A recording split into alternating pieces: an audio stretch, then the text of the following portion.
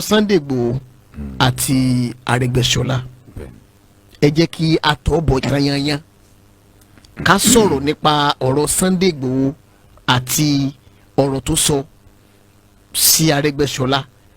Ọ̀pọ̀lọpọ̀ àwọn tó ṣe ìwọlé sórí ìlà ẹ jẹ́ ká tún ṣàlàyé fún wọn nípa rédíò wa ká jẹ́ kán mọ ibi tí wọ́n ń gbọ́. Ìkànnì tẹ́ ń gbọ́ tó bá jẹ́ pé ń ṣe ń wọlé ní iléeṣẹ́ QH radio lẹ́ ń gbọ́. Accra la wà ní orílẹ̀-èdè Ghana. Current affairs òun lè tó tí ẹ̀ ń bá wa fi ọkàn bá lọ. Àwa àwòrò ṣàṣà mẹ́ta la wà ní agodo. Quadri Hamzat ló kọ tèmi. Ayé gbẹ̀ngbẹ̀ àti DJ Babji. Ẹ̀dùn ayé gbẹ̀ngbẹ̀ ni ó fẹ́ báwọn yẹn lára o. Bí èèmọ̀ lágbájú. Ayé bọ̀bọ̀ ni ayé gbẹ̀ngbẹ̀ alájí. Tara tèmi lè fi ṣe èmi nìkan mò ní. Ẹ ti ẹ̀ pé mo láìkí ẹ̀ bẹ́ẹ̀. Tó ẹ̀yin ará ilé bí ó ṣe jẹ́ òun la ti sọ fún yín yẹn. Ọ̀rọ̀ tá a dẹ̀ ń gbéyẹ̀wò oríṣi ọ̀nà mẹ́ta ló pín sí. Ọ̀rọ̀ kan bẹ tí Sunday Igboho fi ránṣẹ́ sí Arẹ́gbẹ́ṣọlá tí àwọn kan dẹ̀ sọ pé ọ̀rọ̀ náà ju ẹnu ẹ̀ lọ. Ṣùgbọ́n Sunday Igboho fi ìgbà kankan gbà wípé ọ̀rọ̀ yẹn ju ẹnu tòun lọ o. Sunday Igboho believe pé tó bá jẹ́ pé ti ọ̀rọ̀ ti ilẹ̀ Yorùbá yìí Igboho ní nǹkan tó bá gbà òun lòun máa fún òun máa make sure pé òun tú àwọn èèyàn òun sílẹ̀ ní ilẹ̀ Yorùbá. Kódà Igboho sọ débi pé ó lè máa ṣẹlẹ̀ ń bò míì káwọn náà ò ní ẹni tó máa jà fáwọn náà lápá ọ̀dọ̀ tiwọn. Ó ní ṣùgbọ́n ti ilẹ̀ Yorùbá yìí òun ò ní gbà kí àwọn ajínigbé kan máa ṣọṣẹ́ burúkú yẹn. Ó wáá fi ẹsẹ̀ kan yà síbi ọ̀rọ̀ Arẹ́gbẹ́ṣọlá. Sunday Igboho sọ̀rọ̀ yẹn nígbà tó wá síbi tó wá ṣe ìpàdé kan pẹ̀lú àwọn ọ̀dọ́ ẹgbẹ́ òṣèlú APC ní Accra ní orílẹ̀-èdè Ghana bíbáyìí. Igboho sọ pé Arẹ́gbẹ́ṣọlá ó lóun rí gẹ́gẹ́ bí aláìmoore. Ó nítorí pé ọ̀pọ̀lọpọ̀ ìrànlọ́wọ́ òun ni bàbá Tinubu òun ni wọ́n ti ṣe fún Arẹ́gbẹ́ṣọlá. Ó sọ débi wípé ní gbogbo ìgbà tí Arẹ́gbẹ́ṣọlá wà lẹ́kọ̀ọ́ bàbá Tinubu ti sọ di kọmíṣánná fún bí ọdún 8 wọ́n tún padà lọ sọ di gómìnà ní Ọ̀ṣun fún bí ọdún 8 wọ́n tún padà fún ní mínísítà bí ọdún 8. Sunday Igboho ní síbẹ̀síbẹ̀ ìwà aláìmoore òun ni Arẹ́gbẹ́ṣọlá òun ló fi san padà fún bàbá Tinubu tó fi wá di pé Arẹ́gbẹ́ṣọlá wá gbéra tán inú ẹgbẹ́ òṣèlú míì ló wà lọ jókòó sí. Inú ẹgbẹ́ òṣèlú tó dẹ̀ lọ yẹn ibẹ̀ ló ti wá ń sọ òkú ọ̀rọ̀ ibẹ̀ ló dẹ̀ ti ń wá ìṣubú fún Tinubu. Igboho wá ní òun fẹ́ kí gbogbo èèyàn mọ̀ ipe lápá ọ̀dọ̀ tòun òun ò ní wúwa aláìmoore o gbogbo tó bá sì gbà òun lòun ó fún láti jẹ́ wípé òun máa ṣe àtìlẹ́yìn ńlá fún bàbá Tinubu kán lè bá a ṣe sáà ẹlẹ́ẹ̀kejì lórí àlééfà. Ọ̀rọ̀ náà pọ̀ gan ibi tí Igboho ti wá sọ̀rọ̀ yẹn tán láti wá rí ọ̀pọ̀lọpọ̀ àwọn èèyàn tí wọ́n sọ wípé nǹkan tí Sunday Igboho sọ yẹn wọ́n ní ojú ẹnu rẹ̀ lọ. Bẹ́ẹ̀ lọ́pọ̀lọpọ̀ àwọn èèyàn sọ pé ṣé bí ọ̀fẹ́ lòun ní tó bá wu Igboho ló lè fẹnu sọ tó bá wọ lẹ́nu ló lè fẹnu sọ. Wọ́n ní pátápátá ẹ̀ òun ni pé Arẹ́gbẹ́ṣọlá náà kó náà sọ tiẹ̀ padà. That's right. Pé so ara àjà lẹ́yìn wà ibẹ̀ lẹ́yìn wà kó kálukú fẹnu sọ nǹkan tó bá fẹ́ ni. Ibi táwa fẹ́ lọ́nbẹ̀ yẹn ni pé ṣé lóòótọ́ ni pé gbogbo ọ̀rọ̀ tá a kà á lẹ́pẹ́ Sunday Igboho sọ yẹn ṣé lóòótọ́ la lè sọ pé ó ti pọ̀ ju ẹnu Sunday Igboho lọ.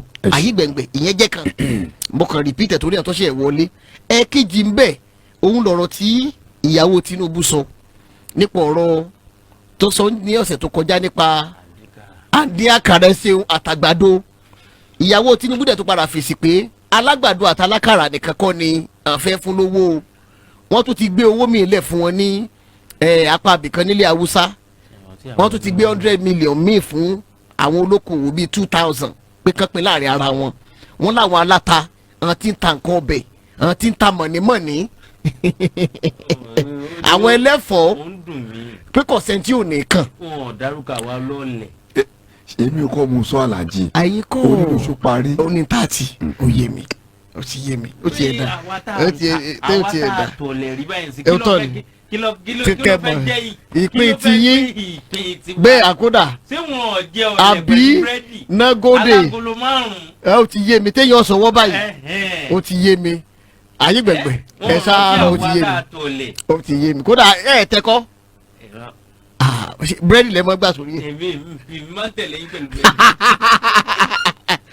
tó ìyẹn dàbí ẹlẹ́ẹ̀kejì ń bẹ̀ ọ̀rọ̀ bàbá Adébóyè lẹ́lẹ́kẹta wọ́n lólúwa fi hàn àwọn pé ìtúsílẹ̀ àwọn ọmọ tí wọ́n jí gbé l'Ógbómọ̀ṣọ́ wọ́n ní ìyanu ló máa jẹ́ pòjìjì ló máa ṣẹlẹ̀ bó tiẹ̀ jẹ́ pàfọkàn sí àwọn èèyàn náà nìyẹn tẹ́lẹ̀ tó àwọn ọ̀nà mẹ́tẹ̀ẹ̀ta tí ọ̀rọ̀ gbà lọ nìyẹn tá a fi ní ká ná gan ká sì gbé wá sórí ètò current affairs. ẹ ṣeun Alhaji ọ̀rọ̀ tí àgbé wa ẹ jẹ́ kí n kọ́kọ́ mú láti orí ti ìyàwó alákàrà. ìyá alákàrà. ṣé ẹgbọ́n títí yé wa sọ lẹ́ẹ̀kan ẹgbọ́n títí yé wa sọ pa mẹ́mọ́. bóyá ọkàn mi ò sí mẹ́gbà yìí òní 30 Alhaji tó a jẹ́ pé òní 15 ni ọkàn yín ọba wà ń bẹ̀ ó ti yé mi ó ti yé mi. torí àwọn tí wọ́n forí bu Ayéfẹ́lẹ́ àwọn staff náà forí bu ẹ pé wọ́n gba Champions League wọ́n mọ tójú àwọn rí lóṣù yìí. Alhaji ọ̀rọ̀ tí ìyàwó ààrẹ sọ Madam Olúrẹ̀mí Tinubu nípa wípé kí àwọn èèyàn nípa ọ̀rọ̀ okòwò Alhaji ní àṣà olóyìnbó tèmi mọ̀ wọ́n máa ń pè ní small scale business. ok. tábàdé wo Alhaji gbogbo akọ́la máa dìyàwó president o. ó di gẹ́gẹ́. gbogbo akọ́la máa dìyàwó governor. in fact gbogbo akọ́la máa ṣèyàwó chairman local government. gbogbo akọ́la máa dìyàwó CEO. kì í ṣe gbogbo akọ́la máa dìyàwó olówó. ok. ṣùgbọ́n àìmọye ọ̀nà wà tó jẹ́ wípé àwa náà lè wá àwọn kankan ṣe tá a lè tẹ́kẹ̀ ara wa a lè tẹ́kẹ̀ àwọn ọmọ títí tí a ó fi rán ọmọdé ibi táwọn ọmọdé tọkàn mọ́ fi balẹ̀. Alhaji ara àwọn tó jẹ́ wípé igi oko ni wọ́n ṣẹ́ táwọn tó fi tó àwọn ọmọ lọ sílé ìwé táwọn máa fi di olóríire lónìí tó fi mú àwọn òbí wọn kó inú oko tó ti ń ṣe gìtá. ọ̀rọ̀ tí ìyàwó ààrẹ sọ Alhaji lọ́dọ̀ tèmi kò sí kankan tó burú bẹ́ẹ̀ o. nìyẹn ní apá ojú tẹ̀yìn fi rí. tèmi fi wò ó ṣùgbọ́n kò jẹ́ wípé ọ̀pọ̀lọpọ̀ àwa ọ̀dọ́ orílẹ̀-èdè Nàìjíríà a ṣetán láti bẹ̀rẹ̀ láti ibi pẹ́pẹ́rẹ́. ká ti ibi pẹlẹbẹ. ká fi gòkè kì í ṣe gbogbo ara fẹ́ bẹ̀rẹ̀ ńbẹ̀. a lè ti ibi pẹlẹbẹ mọ́ọ̀lẹ̀ jẹ́ o. gbogbo ara fẹ́ gun bẹ́ǹsì gbogbo ara fẹ́ dẹ tó nílé gbogbo ara fẹ́ gun bẹ́ǹsì gbogbo ara fẹ́ dolówó lónìí. kò sì lè kárí lẹ́ẹ̀kan náà. àfẹ́ jìyà ká jíṣẹ́ ká tó débi tá a dé ìyà táwọn òbí wa jẹ tọ́pọ̀lọpọ̀ òbí jẹ tọ́pẹ̀rẹ́sì ọmọdàgbà ọ̀pọ̀lọpọ̀ àwọn ọ̀dọ́ òní àfẹ́ ṣe. gbogbo nǹkan tí aya rẹ̀ sọ Alhaji àwọn kan àtijọ́ sọ̀rọ̀ lé lórí tí mò ń sọ wípé ìtẹ́yàwó ààrẹ sọ kò sí kankan tó burú bẹ́ẹ̀. pàápàá lábala ojú tẹ fi wò tẹ ẹni gbogbo wa ò lè di ìyàwó olówó tán. àlè ìyàwó sẹ́nitọ̀ ṣùgbọ́n tó wà fi mú ẹ tó ti wà nírú ìyàwó ààrẹ tó fi lè ronú padà wípé àwọn oníokòwò kéékèèké tẹ́ bá fowó sọ̀pọ̀tì yín ẹ̀yin náà lè fi tọ́jú ọmọ tọ́jú ẹbí ẹ fi lè rán wọn lọ iléèwé which is true. Alhaji kí ọ̀rọ̀ ẹ̀ tó ṣẹlẹ̀ mo wo interview kan ní Lagos State Television máa yẹn ó sọ wípé tẹ́bárẹ́ tó ń travel lọ sí Amẹ́ríkà tó kù lẹ́kọ̀ọ́ ipò yẹn kí pásítọ̀ gbàdúrà fún máa yẹn wọ́n á ní kí ló dé ó ní káwọn population tó wà lẹ́kọ̀ọ́ lásán ó ní kéèyàn máa ta omi nínú traffic nínú odò ó ní yóò mọ èyí tí yóò mọ rí mbẹ. Alhaji aláwọn tó tún wà dé airport rí tó wà ní Èkó tó yẹ pé ọjà káràkátà ni wọ́n ń tà wọ́n dẹ̀ mẹ́kọ̀ owó. tó tiẹ̀ ti di ọjà ńlá fún wọn. tó ti di ọjà ńlá fún wọn. ṣùgbọ́n tó bá bí wọ́n pé ìbẹ̀rẹ̀ pẹ̀pẹ̀ wọn káràkátà nù kíní nù. ohun kan tí ìyàwó ààrẹ sọ Alhaji inú mi wá dùn pé kan tí ìyàwó ààrẹ sọ lọ́sẹ̀ tó kọjá kì í ṣe kó sọ tó tún dákẹ́ ó tún sọ again. wọ́n tún repeat ẹ̀ ní. kì í ṣe pé àkàrà àti kúlíkúlí kan mò ń sọ o. pé àwọn eléèlú ọbẹ̀ aláta. Alhaji wa máa wo ọ̀rọ̀ tí ìyàwó ààrẹ sọ ó ti sọ àwọn kan dún lóríire àwọn kan ń ṣe content tó yẹ kó táwọn ti pàdé àwọn tó ń ta nǹkan lójú ọ̀nà wọ́n á bí wọ́n ní question àti bẹ́ẹ̀ wọ́n á na pépà sún wọn kan gbà tá máa wò báyìí iye tá bá rí bẹ́ẹ̀ ètò 100,000 ètò 200,000. so apart from owó tìyàwó ààrẹ àwọn tó ti ń gbégbá ọpẹ́ ń bò mí. àwọn kan ti ń gbégbá ọpẹ́ ń bò mí Alhaji ìtìyàwó ààrẹ sọ wọ́n fi dá wa padà wípé Alhaji ọ̀pọ̀lọpọ̀ live fake life. Alhaji ọ̀pọ̀lọpọ̀ live fake life tá a bá ń sọ̀rọ̀ lórí rédíò Alhaji ẹ̀yin gan ẹ kí ìbò mọ́ra ẹ mọ́ sọ pé ẹ̀ta mẹ́mẹ́ kékeré ẹ̀ta mẹ́mẹ́ tẹ̀ta sẹ́yìn lẹ́ni ni. ń bo mọ́mí yín náà gbélé lójú. níjọ́ kan lọ lẹ́dà lé mi lójú pé tí ẹ fi ń lọ kíní ojú mi báyìí ló dà lé. ṣùgbọ́n lónìí alájí ẹ tún mú ẹfìn yẹn bú mi lọ́la. alájí ipò tẹ́ ẹ wà ẹ̀ tó lòun jókòó yìí pé ọmọ olówó lòun ipò tẹ́ ẹ wà lónìí alájí ẹlòmíì tó lòun jọ ọmọ olówó gan tó kò nílé olówó. nígbà yẹn ipò tẹ́ ẹ wà lónìí báyìí. nígbà táwa ń kiri ọ̀lẹ àwọn ń sùn nulẹ̀ ni. kò sí ipò tẹ́ ẹ wà lónìí báyìí alájí. so nǹkan tíyàwó rẹ̀ sọ alájí lónìí àìmọye àwọn tó jẹ́ wípé tó jẹ́ mínísítà ẹ lọ wo background wọn ọ̀pọ̀lọpọ̀ jáde nílé olówó alájí ọ̀pọ̀lọpọ̀ jáde nílé olówó ọ̀pọ̀lọpọ̀ tó yẹ pé oko ni màmá wọn ti tọ́ wọn dàgbà àìmọye bẹ́ẹ̀ tó ti tọ́ wọn dàgbà. tọ́jà pé oko ni ẹ gbé dàgbà. alájí ní Accra níbí aláwọn ọmọ Nàìjíríà tó yẹ pé small scale business wọ́n ń ṣe ọjà kéékèèké náà ń tà tó dẹ̀ ń di ńlá ọjà kéékèèké náà fi bẹ̀rẹ̀ tó di pé ìgbà tó máa tún ó jọ ó ní kí wọ́n lọ Nàìjíríà wọ́n lọ rajà wá táwọn tún tà níbí. tábà travel lọ Nàìjíríà wá gan àlàyé tábà lọ sílé aago kan aago méjì ẹ ti ráwọn ọ̀dọ́ nílé fàájì nílé ọtí lójoojúmọ́ àmọ́ bìrálẹ̀ rẹ̀ pé ṣáwà tá a wà nílùú tá a ti wá ṣáwà fẹ́ ṣiṣẹ́ kú ni bọ̀kùnrin bí alájí àwọn Yorùbá táwọn ní diaspora wọ́n ti sọ́rí àwọn youth táwọn ní diaspora asírọ̀sì àwọn youth tó wà lílọ fàájì lọ́pọ̀lọpọ̀ fẹ́ ṣe nílé ó kálukú fẹ́ dúró pé olówó lòun kò sẹ́ni tó fẹ́ ṣiṣẹ́ alájí kò sí youth tó fẹ́ ṣiṣẹ́ èyí tá a máa ń ṣe jù náà ni pé ká ti lówó dátà ká mọ̀ bú àwọn olórí wa lórí social media. mo sọ̀rọ̀ yẹn last week mi alájí gba tá à ń fọ̀rọ̀ jomi tó rọrọ̀ mo láti ayé former president Olúṣẹ́gun Ọbásanjọ́ tá a ti ń bú àwọn leader títí dòní kí ló yàtọ̀ ní Nàìjíríà. mo dé sọ̀rọ̀ yẹn last week. kí ló yàtọ̀ Nàìjíríà kò sí ìyẹn ni pé àwa ni ká wo iṣẹ́ ọwọ́ wa ká tẹpá mọ́ iṣẹ́ ọwọ́ wa.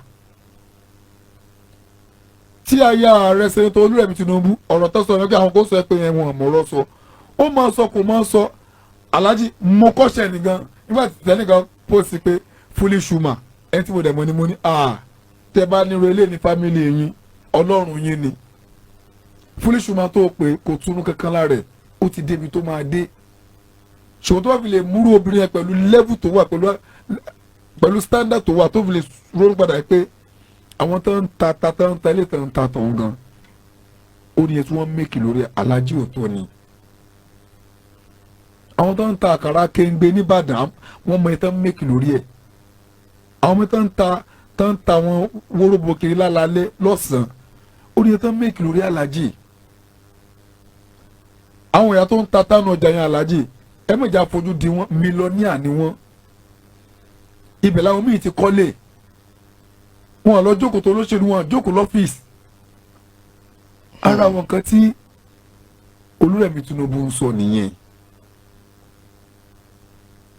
alájí ara wọn tó jẹ́ wípé ọmọ Nàìjíríà ni wọ́n ní Accra yìí tí mo mọ̀ wọn tó jẹ́ pé orí áàpù náà ti ń tajà orí jíjì kì í ṣọjà tó fowó kó wọlé o wọ́n kàn lọ sí ṣọ́ọ̀bù àwọn tó lọ́jà wọ́n dẹ̀ take picture ọbẹ̀ wọ́n máa post sórí status. ẹ bá dẹ̀ ti ní ìdí ẹ̀. wọ́n dẹ̀ rajà wọ́n dẹ̀ lọ deliver fún wọn. Arabic small scale business ṣe ń bẹ̀rẹ̀ náà nìyẹn ṣùgbọ́n èèyàn mélòó ló fẹ́ ṣe alájì ọ̀pọ̀lọpọ̀ àwọn YouTube wa yahoo náà fẹ́ ṣe. bẹ́ẹ̀ wọn kan wá ní owó yẹn ti kéré jù. alájì kò sẹ́ tó iṣẹ́ sọ́wọ́ ìjọba o ṣé bí ìjọba ti ronú pé àwọn máa fowó báyìí ran small scale business lọ́wọ́ ni. tí wọ́n bá wá sọ ńkọ́. ó parí nìyẹn. ṣé bí wọ́n ti ẹ̀ sọ. ìgbòlúwẹ̀ jẹ́gò nìyẹn. ipe àwọn máa fi iye ó báyìí ran àwọn tó ń ta small scale business àwọn ọlọ́jà kéékèèké lọ́wọ́ tí wọ́n bá ti wá sọ ńkọ́. ṣé bó tiẹ̀ sọ ni ẹni tó máa alájí ẹni tó máa ok ẹja imagine ẹni tó ń ta gálà ní traffic light alájí tó ń pé 50,000 kan ṣé kò ní dúpẹ́ tiẹ̀ ẹni tó ń ta gálà nínú odò tó ń pé 50,000 kan ṣé kò ní dúpẹ́ tiẹ̀ alájí àwọn tó ń ta fújìdì tó ń ta làkàṣẹ́rà nínú traffic light tó máa pé 50,000 kan wọn ṣé wọn ní dúpẹ́ tiwọn ni ṣùgbọ́n àwọn tó jẹ́ pé fake life náà ní ìwọ́n á sọ pé owó yẹn kí ló jẹ́. so alájọ ọ̀rọ̀ tí madam Olúrẹ̀mí Tinubu sọ òótọ́ ọ̀rọ̀ ọgbọ́n wà ń bẹ̀ inú mi dẹ́dùn pé wọ́n tún ọ̀rọ̀ yẹn sọ pé kó wọ àwọn èèyàn létí ni arápọ̀lọpọ̀ àwọn ibo lórí social media tí wọ́n ń bú ìyàwó ààrẹ ọ̀pọ̀lọpọ̀ àwọn ibo ni wọ́n ń bú àgbàdo woman ẹ bá pẹ̀lú àgbàdo woman jù bẹ́ẹ̀ lọ. òun ò tiẹ̀ wá àtàgbàdo. ó ti débi tó máa dé wọ́n ló ń ronú bí àwọn alágbàdo ni wọ́n ní àgbàdo máa lọ́kọ ẹ̀ tó ní káyọ̀ ló máa ṣe fámì ẹ̀yọ́ alájíṣẹ́ rí ọ̀pọ̀lọpọ̀ dọ́ wa àwọn làǹfíà jẹra wa ọ̀dọ́ mi lè jókòó lórí fóònù láti àárọ̀ dalẹ́ kó máa fi dátà kó máa waste life rẹ̀ kó máa bú gbogbo àwọn tó bá ti rí lórí social media àwọn kan lè jókòó síbi tó ti ń tajà wọ́n mẹ́kọ̀ọ́ owó alájì wọ́n mẹ́kọ̀ọ́ owó so kan tí ìyàwó ààrẹ sọ mi fẹ́ pẹ́ lórí alájì lọ́dọ̀ tèmi o òótọ́ ọ̀rọ̀ níyàwó ààrẹ sọ. ok ẹ sì ní ìwé owó yẹ kéré jù. alájì kò sówó tó kéré kò sówó tó ṣé kí wọ́n máa pín 1 million fún wọn ni. bí 1 million alájì ẹlòmíì retí 1 million. tẹ́ máa pín owó tó tí 50,000 kẹ́ni kọ̀ọ̀kan lónìí tí wọ́n rí improvement àwọn tí wọ́n gbà ó lè já wọn tí wọ́n gbà yẹn tó gba orúkọ wọn sílẹ̀ ipe in the next 3 months 4 months a máa wo bẹ́ẹ̀ ṣe improve sí àtúbàrí iye tó máa kàn yín. a lè sọ bóyá ọdún tí ìjọba fẹ́ fi máa gbàrà àwọn èèyàn lọ́wọ́ nìyẹn. ok alájẹ lórí ọ̀rọ̀ olóyè Sunday Igboho àti Arẹ́gbẹ́ṣọlá. àti Arẹ́gbẹ́ṣọlá. àwọn kan tiẹ̀ lọ́rọ̀ yẹn ti ju ẹnu olóyè Sunday Igboho lọ wọ́n ló tóbi jù.